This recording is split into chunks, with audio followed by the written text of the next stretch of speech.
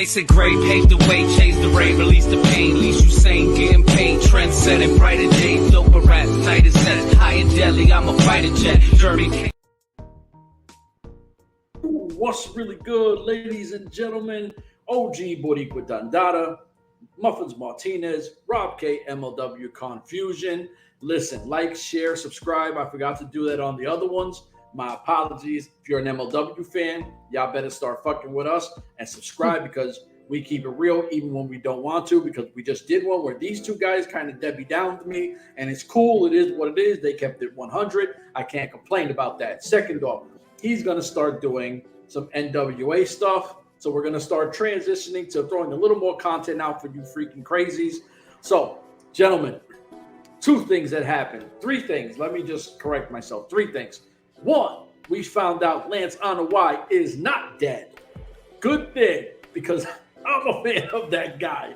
Thank God he's still around. Looks completely healthy, like nothing ever happened to him. Not missing a liver. Not missing a liver. Two, we got shorted and got shitted on by a match that was never a match and shorted up our show with Jacob Fatu versus Ikuro, which never happens, which should have been the mid-match, and the five-way thing should have been the main match, and we really wouldn't have complained because it wasn't the main event. And you're going to promote a main event. Well, can we get a main event? Thank you, Court Bauer, for absolutely giving a slap to the face of all the MLW fans. Three, SST and the Calling, right? So before we get this new list of the Calling guys, we have beef with Lance and Juicy versus other guys, Jacob Fatu and RSP. Then we found out some guy named Cannonball, who I barely found anything, and I am so uninterested in Cannonball Talon. I don't know if he goes by a different name, but he's going to be joining the Calling. The Calling's got 9. They're the N.W.A with no star power, right? Like, I'm not shitting on them, but they got 9 million members that we barely ever see, right? Like, because you got Delirious, Cornwallis, RSP, Akira, Raven, Mandaleon, the two Death Mask Assassins, now Cannonball, and now Talon. That's 11 people in this crew. MLW's got like 20 guys on a roster. It's like the anonymous Lucha Goons from Southside Iran. Though I will like to keep it a touch positive. Whomever was Gas Mask Goon last night, and I don't know, in the picture he kind of looked like Talon if you compare the notes. Yeah. But that guy can actually work. Like he did some stuff like that's impressive, having the gas mask and like wrestling in a trench coat. Yes. Like that rope walk somersault senton was like, even though he spent like 5 minutes trying to like adjust all of his clothing to do it safely, but like still like that's relevant. He showed he could go. There we go. Yes. Spitting it out. So like looking at the positive on that front. Well, and we saw that Dr. Cornwallis could actually go too back in his one appearance. Absolutely.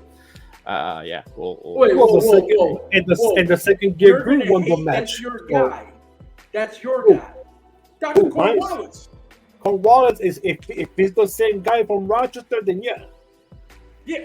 Wow. How biased is that? I just love the name Dr. Cornwallis. They could have given it to the Brooklyn Brawler, and I would have loved it anyway. But listen, hold on, Rob. He literally was like, I don't know about Dr. Cornwallis. Well, if he's from Rochester, yeah, that's my guy. Yo, bro, how do you flip like that? Hey, man, but you complain that anyone that comes out of Queens, the Bronx, Brooklyn, or Harlem, I'm like, that's my guy. And you're like, oh, man, fuck that. Well, that's how wrestling works, right? Yeah. As soon as we find out they go to a different location, they're magically awesome. Look at Cody Rhodes. Depending on where he's at, he's the best wrestler, the best storyteller in the business. Dude, especially now where he actually admits that he's half Cuban. Because you never heard him mention all that shit before. Like when he was in AEW, Impact Wrestling, he never mentioned that. Now in all his WWE promos, his mom is Cuban, his daughter, Cody Rhodes. He's half Cody Cuban. Rhodes is Cuban?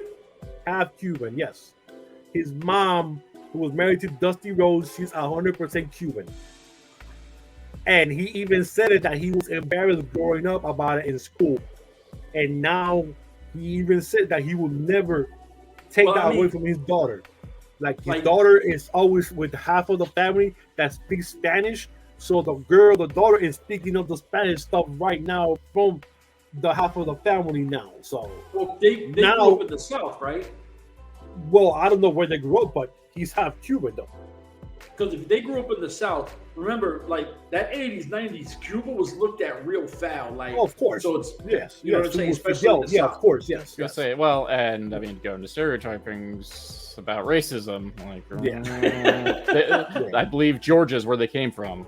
Yeah. I mean, not to speak disparagingly to any specific person in Georgia. And open that that's can of true. words, but it's true what you said. It's true what Rob said. Back in the 80s and 90s, Cuba was not the best looking country, little island in the world, especially with Fidel Castro still being there, at that time. But now I love Cody Rhodes even more now that he, appreciates his Latino roots. Where the fuck did Cody Rhodes come from? Me talking about Dr. Cornwallis. I have no idea. We're playing 6 degrees of separation where we just name, I name random things and it just sets them off. It's kind of segue. One of these days, we're just going to have a podcast where I'm just going to have a list of things and just listen to Muff and just go off on random tangents, even though, that we didn't have a point to begin with. I'm just Mike Rotunda. Yeah, it just kind of segue into that somehow. I don't know how, but if we go back and ran listen with to it, if we go back and listen to this podcast later on, you can see the segue into it. I just kind of forgot there's like a stopping point. That I don't know why. Segued, Rob? I referenced Cody, and then Muffins went off on it. Oh, I didn't hear you say it. I didn't even hear Cody's name. So I was when we go back to listen to it, you'll see where we picked it up from there and how it went right quick. He just he just saw that swirl and Rob swerved. For saying the name Cody, dude. And you said Cody, and it went to a whole. How you know he wasn't talking about some dog named Cody or the Cody Diener guy? He just said Cody. Oh, yeah, I forgot about Cody Diener. Yeah, shit. You forgot about that guy, right? I'm talking about Cody Diener. Anyways. All right, so you know what? I forgot now about last night's show. About doing SST versus there you go. It's back. Oh, yeah, so, the second gear crew won the match. So you didn't mention that part. That's because it doesn't need mentioning. Get to it. You started talking about Cody Rhodes. I don't know, man. The less we talk about Manders, the better. It's fine. So, all right. So let's get to RSP running down with Lucille, right? I'm really excited when I see a bat with barbed wire with my whole Negan obsession. So he runs down, hits him, but unfortunately the barbed wire unfolds off of it, and I'm like, you had one job to do. Whoever lines that up, you had one job and failed. I was super offended. I got in my motherfucking feelings. And 3, I started to hate everything I seen right after that because that stupid barbed wire came off that bat. Good thing it was only like 30 seconds. I was like, I love this. I hate this, right? So the cool spot was when he threw him, it looked like Jacob Fatu held the bat the whole time, smashed his dome piece off the turnbuckle joint, and goes down. Now, leading up to, I think this is the second weapons of mass destruction in MLW history, right? First one was Fatu and Kruger. Yeah. Fatu, I think. Wait, that was a no contest, right? They kind of just. Fatu won, and then stuck Kruger's head into the box. And that's right. Exploded, and then he had to get a new face and a whole new persona. No one's seen him since. Okay, so Jacob Fatu murdered Mads Kruger. He's dead forever. And RSP, this is his wheelhouse, right? Like, this is what he does. He's the hardcore guy. Is this for the belt or just the weapons of mass destruction, no belt on the line? I didn't even They haven't announced it for the belt. Okay. I mean, that may change, but as of the taping of this here show, they have not mentioned a belt, to my knowledge. But I thought Ricky Shane Page was going to go against Fatu at the review. Yeah, for the weapons of mass destruction. Oh, okay. Yeah. Yeah, they announced. Well, they've built up. Like they announced that they would be taking on each other, and Ricky has reference going after the National Heavyweight Championship. Yeah, and so they announced the match, and then after the events, the recent events, they changed it into the Weapons of Mass Destruction match. So now imagine if all of them have all the belts out there on the show. That would be some crazy shit. What the calling? Yeah, they'll have the national. You guys are podcasting without me. And then the tag that week you're podcasting without me because I am going to be angry. I'm just saying. I mean, it can happen. For what though? What would you get out of taking the belt off of Jacob Fatu? Not because I'm a fan. I am a fan of Jacob Fatu. Well, yeah. What value? What storyline? Huh? Maybe, I don't know, storyline. Get the calling with all the belts. Give Fatu a break. I mean, honestly, if they do a title change, my assumption is that they're writing Fatu off for a bit. Whether it's to give him a break or that's it. God Uncle forbid Vince. He's done with the company. Yeah, and he goes to Uncle Vince and joins their the Bloodline storyline. Like I'm not mad at that. I've been thinking that, and I'm like, fuck. I can see it because Jacob Fatu goes to WWE. He goes right to the top. He doesn't go to NXT. You saw that he put a picture with him and Jey Uso recently so maybe they're already dropping some now. They were dropping let you know right now what's gonna happen. I would hate to watch MLW without Fatu. To me, Fatu and Hammerstone are MLW. Yes. But I mean, I do think they're writing Fatu off, and if they do, unfortunately, we're gonna get stuck with this fucking whack ass calling shit. Bro, if you can fucking hate on Willie Mack, I am going to destroy the calling. Oh, for sure. There's no way in hell Willie Mack beats Kane. No way in hell. No way in hell that happened. All right, so hold on. You want the worst night ever? Jacob Fatu gets written off and killed, and Willie Mack beats Alex Kane. Dude, I'll go right there and cancel my Fight subscription. I'm not watching MLW ever again. Nope, I'm done. I'm done with wrestling right there. I'll go somewhere else. I'll go and join the Australia Wrestling League and do their podcasting over there in Australia. You won't join my ICW? Hell no, I'll do Australia. You're fucked up. At least they got people that I know. Robbie Eagles, some other Australian people. Don't stop. The people I know, one name. Hey, Joe Hendry. Listen, you like Joe Hendry. Joe Hendry was from ICW. No, man, I hate ICW. That's your place. I said that, but you like Joe Hendry. He's from there. Yeah, he's all right. Kaylee he likes Ray, people. He doesn't like places. There. Yeah, we established that he likes people. He doesn't like places. Yes, that's true. So as soon as he leaves, it's okay for him to like. Just like you can start in Queens and no one likes you. As soon as you move out, he's awesome. All I know is this: Santana just came back. Ortiz is here. I'm back in AEW because my Puerto Rican people are back on the grind again. So the minute they leave, how do you segue this way? How do you segue the way you do? The minute they leave, I'm following them to wherever the hell they're going to. Period. Why do you think they're going to leave? Well, you know what, Rob? You know who Pride and Powerful is, right? Yes. Okay. So while we talk some Pride and Powerful, because I'm going to give you guys like 3 minutes because I got to run. I should have run. Bro, that was the return right there. Hold on. Wednesday night. Big moment. They're back. Santana looks amazing. Pause. Yes. He came back, looks like a fucking brick house. So he comes back, does his thing. Ortiz is sitting there. He's amped up, right? He got the fucking cue ball in the sock. Yeah. So now you're saying when they leave, why would they leave AEW? Dude, they've been there since 3 years now. I'm pretty sure that somebody's contract got to be coming up soon. You said Santana hasn't been happy?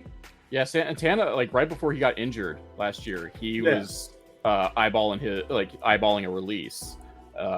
Rumor mill stated that him and Ortiz had a falling out, and that Santana, and part of it was due, like, and this is just sheer conjecture, nothing ever confirmed. Yeah. That part of the issue is that like Santana wants to like be able to shine and show what he can do, preferably in singles action, and Ortiz is a little bit more easygoing in terms of how his push is and what his role in the company is.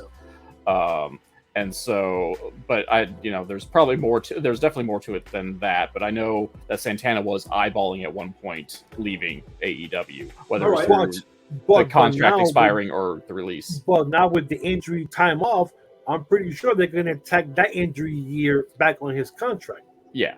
Oh, I mean, they do that. They do that a lot. So yeah.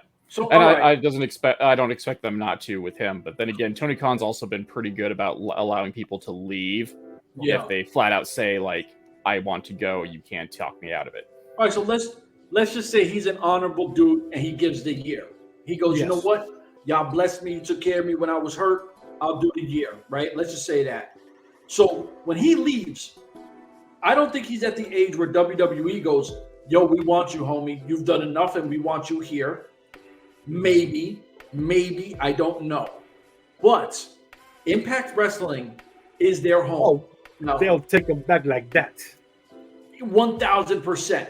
And if you let them come back and they do the LAX shit, it's going to pop as soon as they come out. Pop. Right. But if I'm MLW and Santana becomes a free agent, I'll even tell him, I don't know about Ortiz, but I want you to be the guy. And I'm pretty sure if he really wants to do that solo run, that MLW solo shit would look really friendly. Yeah. No, MLW is very good at, like I say, MLW is very good at rehabbing people.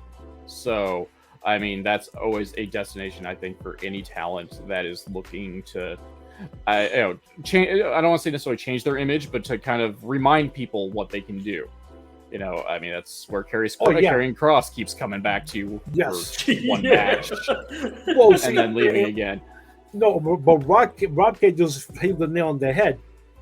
They went to AEW, bro. They lost all their fizzle that they had. Oh, whatever they went from being steaming hot to just nothing. Like they just got into the Jericho thing, and they've been stuck there ever since with the Jericho shit for years.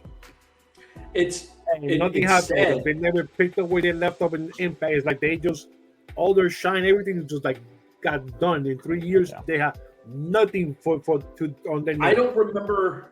To me, I call them Impact guys because when I was in Impact, they were there, and this is where their runs became their runs. Yes. What I'm going to say, yes. They're Impact guys. Yes, yeah, that's where they got their fame. And 100% Impact guys. Yes. When they came out and that music hit, I expected Homicide and Hernandez because you're the bam, bam, bam, and I'm like, I was there.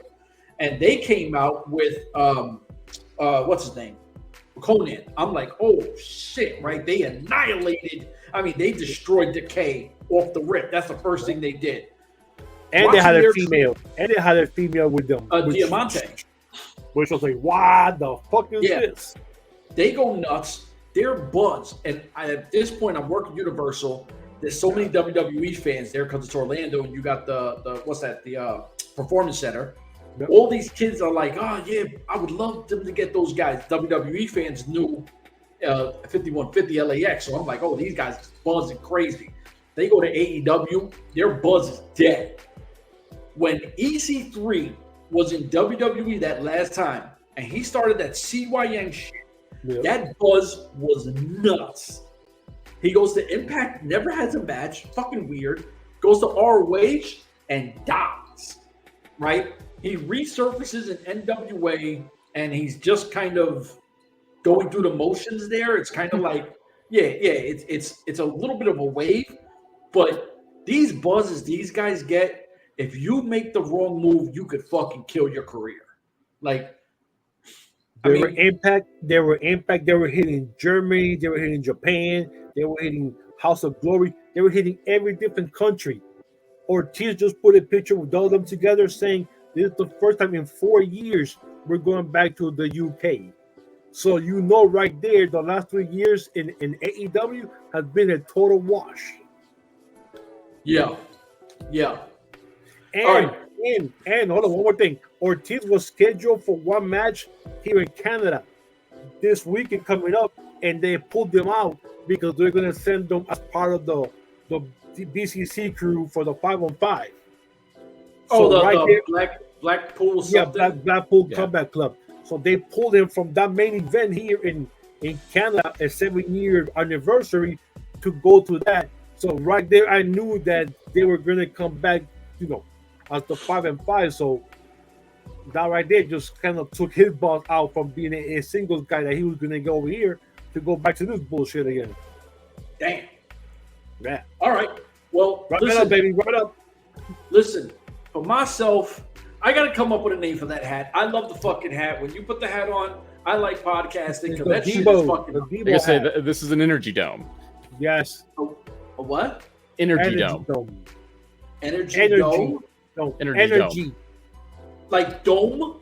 Dome. Yes. Yes. Oh, dome. Okay. Yeah, energy dome. Yeah. Gives him energy. Is it? Because I thought it was like a fucking Lego thing or something. No, it's a Devo hat. Yeah, it's a Devo hat. From Whip It. All right. Dun, dun, dun, dun. So, yeah, there we go. Listen, OG Boricua Dandada, Rob K, MLW Confusion. The dome hat is official like a referee with a whistle. Muffins Martinez. Ladies and gentlemen, we're out of here. Deuces. Deuces. All right, gentlemen. And we are. Oh, wait, I gotta wait for you to let it load, right? Yeah, hold up. Still recording. Yeah, no, god damn it.